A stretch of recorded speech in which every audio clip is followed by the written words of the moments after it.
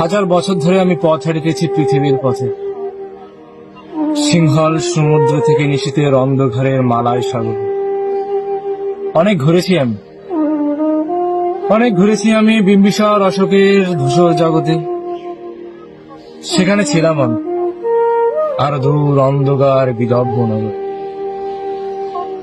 আমি ক্লান্ত প্রাণেক, চারিদিকে জীবনের সমুদ্র সপেন।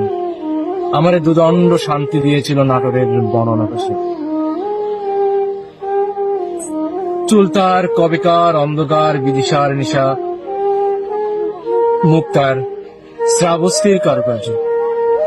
অতিদূর সমুদ্রের পর হাল ভেঙে যে নাবিক হারাইছে দেশ, সবুজ ঘাসের দেশ।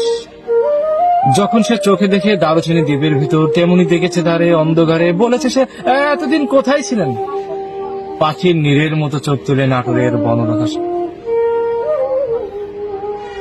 সমস্ত দিনের শেষে শিশিরের শব্দের মতন সন্ধ্যা আসে।